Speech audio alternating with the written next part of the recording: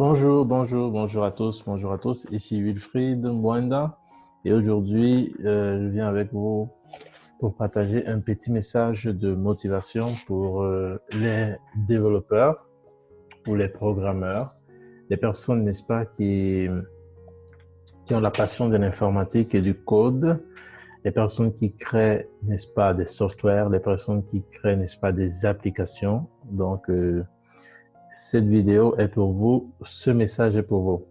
Donc, j'ai pris mes notes. Donc, de temps en temps, vous allez me voir jeter un coup d'œil sur mes notes pour être sûr que je suis en train de suivre, n'est-ce pas, euh, une certaine logique par rapport à ce que je vais vous expliquer aujourd'hui. Donc, cette vidéo, c'est pour parler de quoi? Donc, dans cette vidéo, je vais vous parler de la patience. La patience comme étant une qualité importante à avoir lorsqu'on veut être un bon développeur. Donc, c'est de ça dont je vais vous parler aujourd'hui. Je vais raconter quelques petites histoires, quelques petites anecdotes de ma propre vie de développeur et comment est-ce que la patience a joué un rôle crucial. Et à la fin, je vais vous donner un conseil pour être plus patient ou pour développer, n'est-ce pas, sa patience. Donc, voilà de quoi est-ce qu'on va parler aujourd'hui. Donc, on commence d'abord par une définition. C'est quoi la patience? C'est quoi la patience? Donc, la définition de la patience selon le dictionnaire Larousse dit ceci. Est patient celui qui supporte l'attente avec calme. Est patient celui qui supporte l'attente avec calme. Une autre définition, c'est quelqu'un qui persévère avec constance dans son effort. C'est quelqu'un qui persévère avec constance dans son effort. Donc ça, c'est la patience. Maintenant, la question est de savoir pourquoi est-ce que la patience serait une qualité fondamentale, basique, n'est-ce pas, et très importante pour les développeurs. Simplement parce que quand tu fais le métier de développeur, quand tu programmes, n'est-ce pas, l'une de tes tâches qui prend la plus grande partie de ton temps, c'est, n'est-ce pas, d'écrire du code.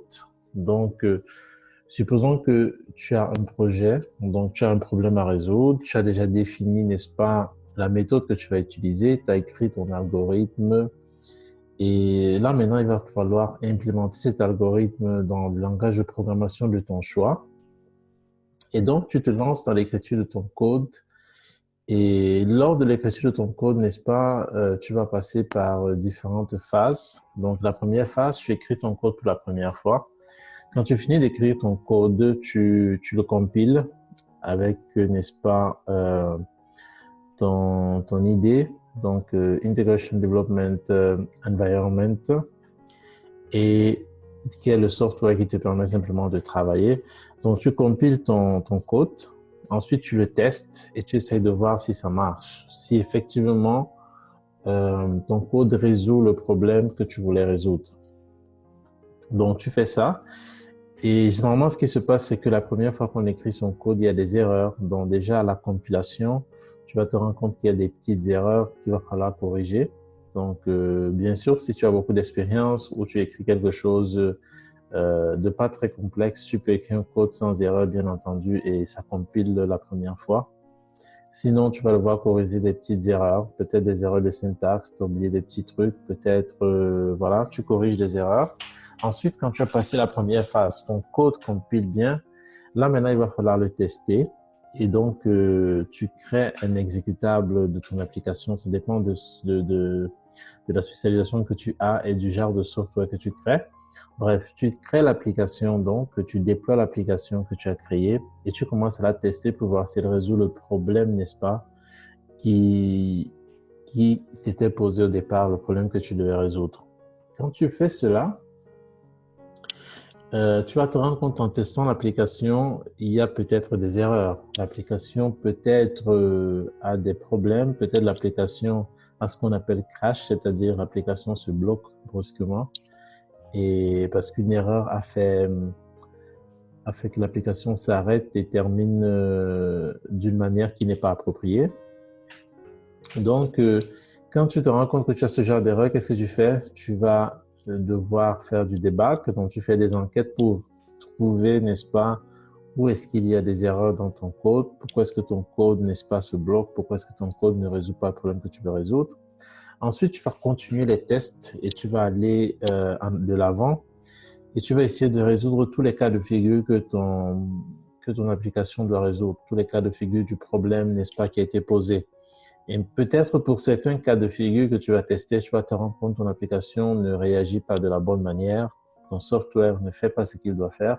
Et là, tu vas, une fois de plus, aller, n'est-ce pas, vers ton code, faire de nouveau du debug, faire des enquêtes pour chercher à résoudre ce problème. Donc, ce sera peut-être des modifications de parties de ton code que tu as déjà écrit. Ce sera peut-être de l'ajout. Peut-être tu devras réécrire encore et ajouter du code. Donc, tout ce processus, comme je l'explique en ce moment, on comprend que c'est pas un processus simple qui va de A à B et sans aucun obstacle sur le chemin. Donc, ceci nous fait déjà comprendre que rien qu'en créant un software, une application, on passe, n'est-ce pas, par différentes étapes. Et cette étape d'écriture du code est très longue parce que tu écris, tu testes, tu écris, tu testes, tu écris, tu testes, tu écris, tu testes, jusqu'à ce que tu te rends compte que ton application répond effectivement de la manière souhaitée et que ton application n'a plus, n'est-ce pas, d'erreur, ou du moins n'a plus d'erreur apparente selon les tests que tu auras eu à faire. Donc, il y a déjà cette partie qui nous fait comprendre que lorsqu'on est un développeur, n'est-ce pas, on doit être armé de patience. Sinon, on va pas y arriver parce que le processus que je viens d'expliquer de tester son application, écrire du code, le tester, corriger les erreurs, c'est un processus qui peut durer pendant longtemps. Donc, il va vraiment falloir être patient. C'est très important. Là, maintenant, je vais faire une petite pause à ceci pour vous raconter une petite anecdote, une petite blague. Une petite blague, n'est-ce pas, que les informaticiens ont souvent l'habitude de faire. Il s'agit d'un programmeur, n'est-ce pas, qui est en train de développer un programme normalement. Donc, il est à la maison, supposons c'est le week-end, il travaille sur un programme et il écrit du code, mais il se rend compte qu'il y a une erreur. Et lorsqu'il se rend compte qu'il y a une erreur, il se met donc à faire des recherches pour résoudre cette erreur. Et il fait des recherches pratiquement toute la journée. Il essaye de changer son code de toutes les manières possibles. Mais malheureusement, il n'arrive pas à trouver la solution. Donc, chaque fois qu'il va, n'est-ce pas, changer son code, chaque fois, n'est-ce pas, qu'il va changer son code, il va retester, mais il va se rendre compte qu'il n'arrive pas à résoudre son problème. Donc, chaque fois, le problème qu'il a continue, n'est-ce pas, à se représenter. Le problème continue à se représenter. Le problème continue à se représenter. Le problème continue à se représenter. Si bien que à la fin, ce qui se passe, c'est qu'à la fin de la journée, il y avait son chat qui était à côté de lui, à sa droite, et son chat était en train, n'est-ce pas, son chat était couché, son chat observait ce qu'il faisait, tout simplement. Et à la fin de la journée, au moment où il était sur le point d'abandonner et de laisser tomber carrément tout, son chat décide d'appuyer une touche sur son clavier. Et quand son chat appuie cette touche sur le clavier, miraculeusement, le programme commence à fonctionner. Et l'erreur que le développeur cherchait à résoudre est résolue, n'est-ce pas, de manière instantanée. Et le programmeur, n'est-ce pas, exulte de joie. Il est tout content. Ah, j'ai résolu le problème. Ça fait une journée que je bosse sur ça et tout et tout. Donc, cette anecdote qu'on se raconte souvent entre développeurs a, n'est-ce pas, pour but d'expliquer que franchement, la plus grande qualité, l'une des plus grandes qualités qu'il faut avoir en tant que développeur, c'est la patience, parce qu'il y a des jours où tu vas avoir des problèmes sur ton programme tu vas chercher la solution pendant longtemps. Et parfois, la solution sera aussi simple qu'ajouter un point-virgule à la fin, n'est-ce pas, d'une instruction que tu as écrite dans ton programme qui est assez long, qui a beaucoup de lignes de code. Et tu ne t'es pas rendu compte que c'était le problème, c'était ce point-virgule, par exemple. Et donc, à cause d'un point-virgule, tu vas passer toute une journée ou une demi-journée à chercher la solution avant finalement de trouver que c'était le point-virgule qui manquait.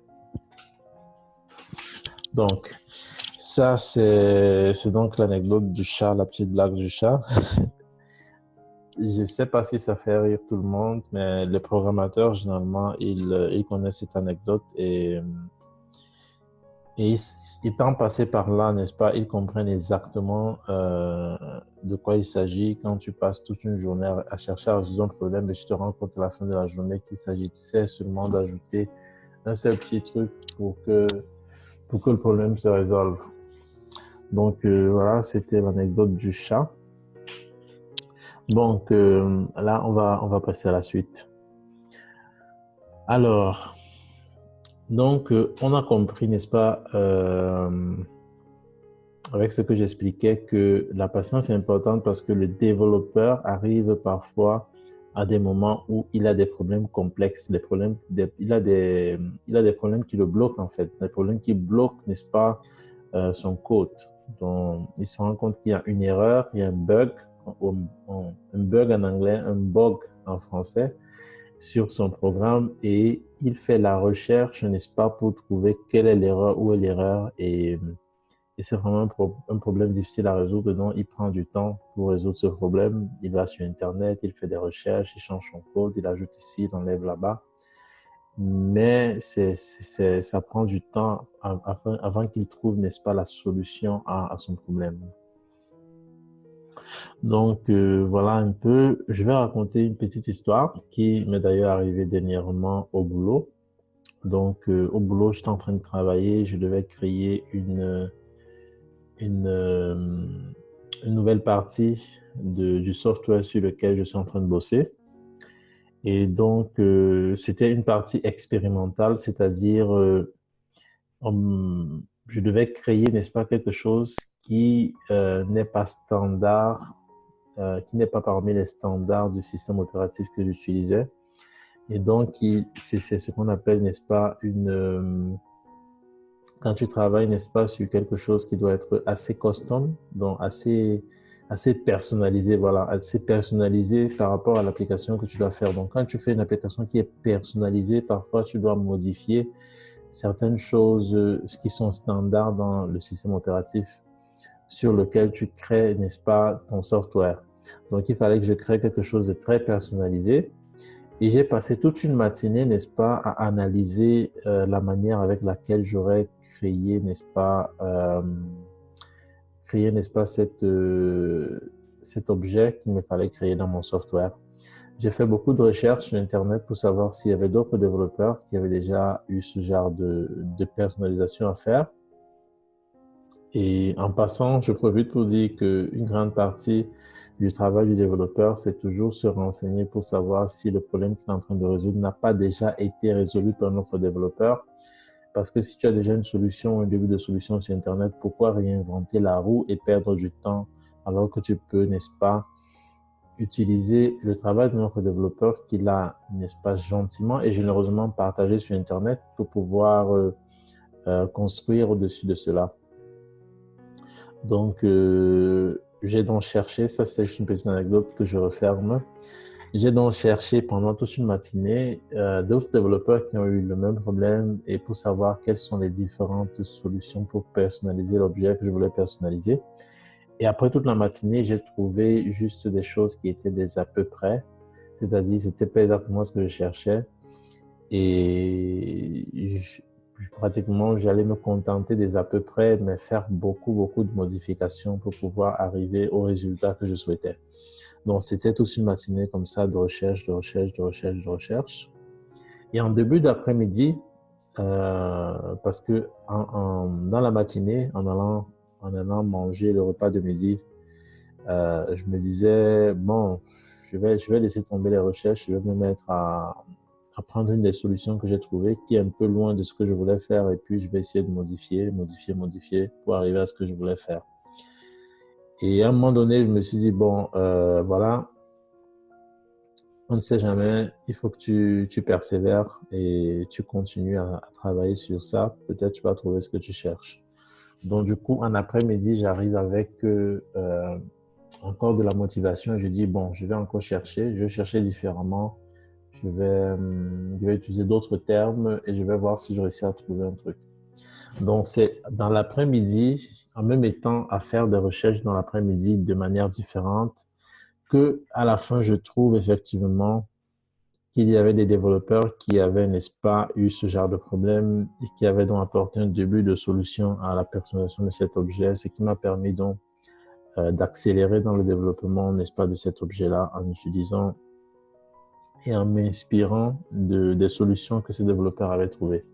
Donc ça c'était juste un exemple réel du fait que un développeur doit avoir la patience, n'est-ce pas? La patience est très importante dans notre métier, dans notre travail, pour pouvoir résoudre les problèmes, pouvoir avancer. Une autre manière de voir aussi l'importance de la patience chez un développeur, c'est en ce qui concerne la formation, c'est-à-dire lorsqu'un développeur se forme, n'est-ce pas, il doit être patient. Donc, si je prends par exemple mon cas, aujourd'hui, je suis un développeur spécialisé en création d'applications pour téléphone mobile Android, donc ce qui est une spécialisation. Et pour arriver jusqu'ici, disons que j'ai dû passer par une formation assez longue, si on va dire comme ça. Bon, donc, dans la mesure où j'ai dû faire donc la licence. Après la licence, il y a le master qui est une spécialisation. Et cette spécialisation dont je parle, généralement, il n'y a pas... c'est rare en fait d'avoir des universités qui donnent la spécialisation du développement mobile. Donc, il faut ajouter à ta propre formation des formations, par exemple en ligne, ou bien la lecture de livres pour te documenter, pour apprendre. Et dans tout cela, il faut être patient. Donc, par exemple, pour devenir une personne qui développe des applications pour téléphone mobile, il faut bien que tu sois déjà un développeur en général, c'est-à-dire que tu saches développer des applications normales pour ordinateur, par exemple, ou bien des applications, je sais pas, pour web, pour Internet. Il faut déjà que tu sois un développeur normal, donc un généraliste, et ensuite tu ajoutes à ce bagage-là, n'est-ce pas, d'autres connaissances. Donc, et pour devenir, si par exemple tu veux devenir un développeur pour application mobile Android, d'ailleurs, pour ceux qui sont intéressés à devenir développeur pour application mobile Android, ils peuvent me contacter, que ce soit dans les commentaires de cette vidéo, que ce soit en inbox, et je pourrais donner des indications. Donc, je ferme la parenthèse. Pour devenir développeur en application Android, même si tu veux faire ce qu'on appelle le raccourci, c'est-à-dire je veux directement me former en développement d'applications Android. Je veux pas passer par web, je veux pas passer par développer les applications pour ordinateur, je veux pas tous ces tracasseries-là, je veux directement créer des applications pour téléphone Android. Si c'est que c'est ça ton souhait, même dans ce cas-là, ta formation quand même ne va pas commencer directement par OK, comment est-ce que je crée une application Android? Voilà, voici les fondamentaux, voici, n'est-ce pas, comment fonctionne le système opératif Android, voici comment est-ce qu'on crée, voici les outils qu'on utilise. Ta formation ne commence pas par là. Ta formation va d'abord commencer par c'est quoi la programmation, en informatique, c'est quoi un algorithme, comment est-ce qu'on crée un programme informatique. Tu vas d'abord commencer par le b.a.-ba, par les bases de l'informatique et de la programmation informatique. C'est quand tu auras compris ces bases-là que tu vas maintenant aller maintenant avec des connaissances plus approfondies qui parlent maintenant de, OK, bon, maintenant tu sais comment créer une application normale, tu sais comment créer un programme et tout ça. Maintenant, on va voir comment est-ce qu'on crée un programme pour, n'est-ce pas, le système opératif Android. Donc, ceci explique donc qu'il faut être patient, même quand tu te formes. Donc, je veux dire, pour se former et devenir un informaticien spécialisé, le parcours n'est pas un parcours, disons, rapide, si on peut dire comme ça. Bien sûr, je parle de manière générale. Si, par exemple, tu es un génie et tu décides que, voilà, tu vas lire tous les livres qui parlent de comment créer des applications Android et tu décides de le faire en 30 jours et comme tu es un génie, en un mois, tu réussis à appliquer tout ce que tu as lu dans ces livres-là. Bon, peut-être tu vas te former en développant l'application Android en 2 mois, mais n'empêche que tu as dû mettre, n'est-ce pas, ces 2 mois de ton temps où tu t'es concentré seulement, n'est-ce pas, à la formation là. Donc, même pour se former, il faut être patient. Et je suppose que ceci vaut pour chacun des autres métiers qui existent au monde. Donc, je vais par exemple prendre une formation en Android qui existe sur Internet, sur un site qu'on appelle Udacity. C'est un site qui fait, c'est un site qui offre des formations en ligne et parmi leurs formations, ils ont des formations aussi en développement pour applications Android. Donc, ils ont un cursus pour, n'est-ce pas, devenir un développeur Android. Et dans ce cursus-là, tu as pratiquement 3 étapes. La première étape, c'est déjà de faire des cours de base en programmation Java.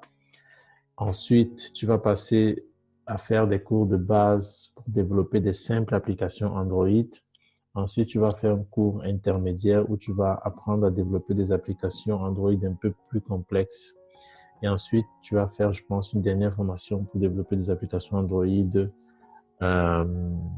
plus complètes, comme celles qui existent, n'est-ce pas, sur le Google Play Store. Donc, tu vois une formation Android comme ça qui te permet de passer par environ 4 modules. Et chaque module est composé, n'est-ce pas, d'une théorie où on t'explique chaque concept pas à pas. Et après avoir expliqué chaque concept pas à pas, tu as des quiz à résoudre pour vérifier que tu as compris les concepts. Après chaque module, tu as un projet que tu dois faire, un exercice pratique que tu dois faire. Et pour être sûr que tu as compris ce qui est dans le module, où tu appliques les concepts qui ont été expliqués dans ce module-là. Et ensuite, quand tu finis le projet, tu passes au module suivant. Donc, une formation comme ça, c'est une formation qui prend vraiment beaucoup de temps. Généralement, c'est dans les 6 mois, 8 mois. Et si tu es une personne qui travaille déjà ou bien qui a d'autres occupations dans la journée, à part cette formation-là, tu vas donc aller sur environ 1 an de formation pour finir, n'est-ce pas, cette formation pour devenir développeur d'applications Android. Donc là aussi, on a besoin de patience. On a vraiment besoin de patience. On a vraiment besoin de patience parce que en faisant une formation aussi longue comme ça, avec autant de modules, avec autant d'exercices et tout, et c'est pas que tu vas aller de manière linéaire. Peut-être à certains moments, tu vas être bloqué. Peut-être pour faire un projet, tu vas prendre 1 mois ou 2 mois. Donc, ça dépend un peu. Et ce qui fait que il va falloir être vraiment patient pour pouvoir arriver à la fin et prendre ton diplôme. Donc, même dans la formation, il faut, n'est-ce pas, être patient. Il faut être patient. Je me rappelle quand j'ai commencé l'université et comme je le dis dans une autre vidéo, quand j'étais jeune, pas que je suis vieux maintenant, mais je suis un peu plus vieux qu'avant. Quand j'étais plus jeune, disons, j'avais, n'est-ce pas, la passion pour les jeux vidéo. Et quand j'ai connu l'informatique, je me suis mis à me dire, ce serait cool, n'est-ce pas, de pouvoir créer mes propres jeux vidéo. Vu que je suis en train d'apprendre l'informatique, je pourrais mettre cela en pratique et créer mes propres jeux vidéo. Donc, dans mon imagination, n'est-ce pas, dans mon esprit, n'est-ce pas, j'ai toujours eu cette envie-là de mettre en pratique ce que j'apprenais en informatique pour pouvoir créer des choses concrètes, pour créer des choses palpables. Donc là, je vais par exemple prendre une anecdote. Quand j'étais à l'université de Ngoïkele, j'ai participé à ce qu'on appelle le salon de l'informatique. Je ne sais pas si ça existe encore. C'est, je pense, une semaine pendant laquelle les étudiants en informatique créent des projets et ils exposent pendant une semaine. À l'époque, c'était sponsorisé par MTN et Orange. Et moi, avec un camarade que d'ailleurs je salue, j'espère qu'il va suivre cette vidéo, qui s'appelle JP Abès.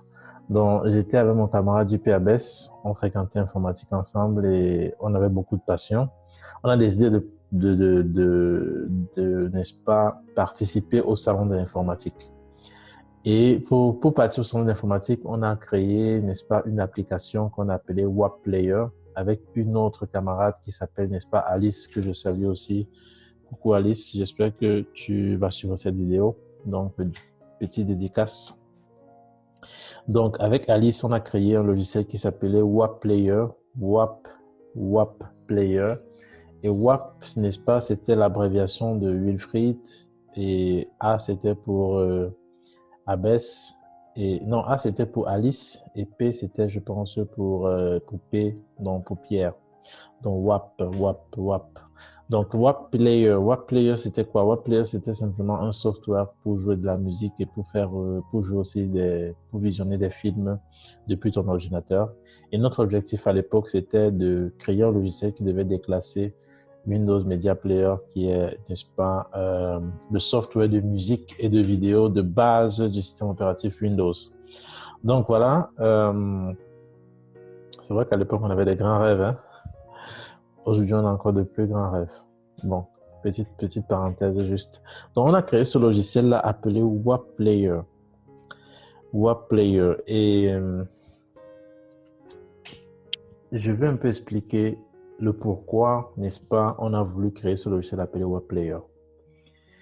C'est parce que quand tu commences ta formation en informatique, au début, n'est-ce pas, il y a beaucoup de théories, surtout.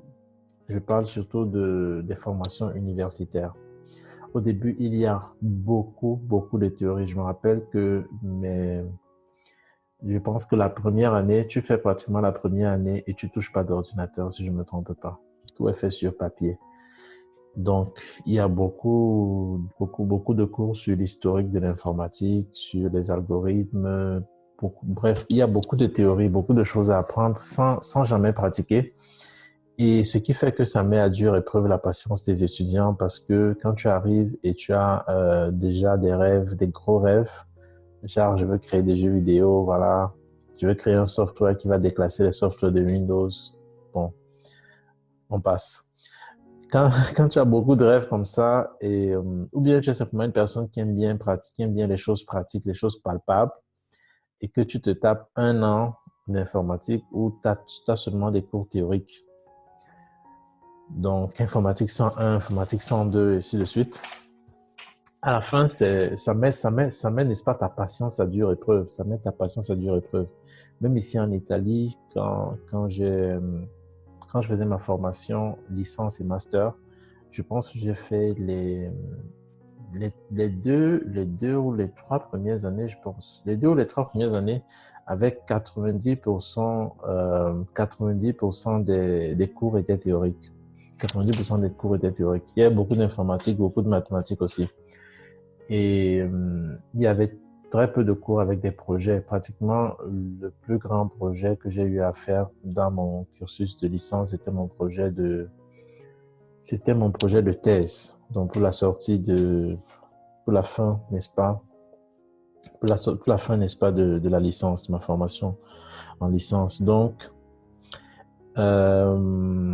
ça aussi, ça met, n'est-ce pas, l'étudiant à rude épreuve parce que tu dois devoir attendre d'être prêt pour pouvoir pratiquer. C'est-à-dire, il te faut assez de connaissances théoriques en informatique pour pouvoir créer, n'est-ce pas, ton premier programme en informatique, si on veut comme ça. Surtout si tu fais une formation à l'université. C'est vrai qu'il y a d'autres formations qui existent. Il y a des formations online, par exemple, qui existent où tu fais de la pratique dès tes premières journées ou bien dès tes premiers mois de formation. Tu as déjà de la pratique, comme par exemple le cursus de Udacity que j'ai cité tout à l'heure, où pratiquement pour chaque module, à chaque concept expliqué, il y a des quiz, mais c'est quand même à la fin du module que tu, n'est-ce pas, vas l'appliquer en ayant des exercices, n'est-ce pas, des exercices pratiques, quoi, des exercices pratiques. Mais il faut quand même que tu aies un grand nombre de concepts que tu aies compris. Avant, par exemple, de créer ta première application Android, il faut que tu connaisses un certain nombre de choses. Donc, il faut être patient d'apprendre toutes ces choses de base qu'il faut absolument connaître avant de pouvoir, n'est-ce pas, créer ta première application Android. Donc, ça, c'est encore un autre endroit où la patience est importante. Donc, voilà, c'est ça. Et donc, je pense que j'ai fini avec les anecdotes pour aujourd'hui. J'ai fini avec les anecdotes pour aujourd'hui. Et donc, je vais terminer avec juste un conseil. Donc, le conseil, c'est... Alors, quel conseil je vais donner à quelqu'un qui suit cette vidéo? Alors, la question d'abord, la question à laquelle je vais chercher à répondre est la suivante. Comment faire pour devenir plus patient? Voilà, comment faire pour devenir plus patient? Comment faire pour être patient? Comment faire, n'est-ce pas, pour, euh, pour persévérer dans son effort, n'est-ce pas, avec calme, comme disait le dictionnaire Larousse.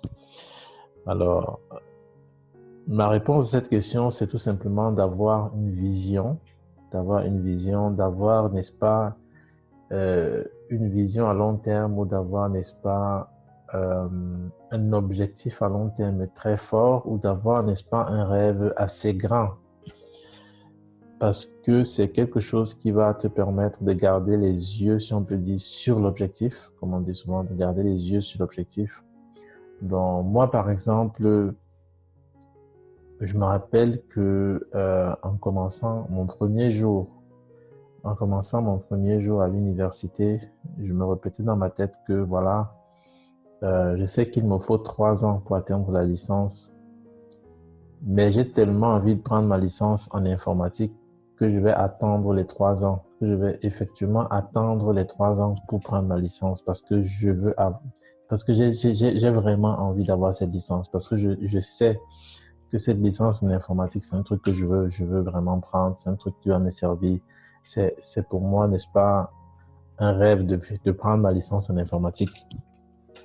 Donc, j'avais, n'est-ce pas, cette vision très forte dans mon esprit très forte dans mon esprit qu'il me fallait prendre cette licence, que cette licence, n'est-ce pas, allait m'apporter beaucoup de choses. Et je savais aussi que cette licence allait me donner l'opportunité de présenter un projet informatique que j'aurais créé moi-même. Et j'avais tellement envie de créer un projet informatique et de le présenter que cette vision m'a porté tout au long de ma formation de la licence. Donc, pour moi, ça, c'est quelque chose qui a marché pour moi, donc je suppose que ça peut aussi marcher pour toi. C'est d'avoir, n'est-ce pas, cette grande vision-là, et c'est ça qui va te pousser. Un autre exemple, c'est par exemple le Polytechnique de Turin. Donc, j'ai pris mon diplôme au Polytechnique, mon diplôme en génie informatique. Le diplôme en génie informatique que j'ai pris au Polytechnique de Turin et je l'ai pris en 6 ans, c'est une durée de 6 ans. Donc, quelle patience il faut pour attendre 6 ans pour prendre ton diplôme. Un diplôme que normalement on prend en 2 ans. Donc, à tout moment, pendant ces 6 ans, je pouvais lâcher prise et dire j'abandonne, ça va, je laisse tomber. Voilà. Chacune de ces années, de ces 6 ans-là, il fallait payer l'inscription universitaire et qui venait de ma propre poche.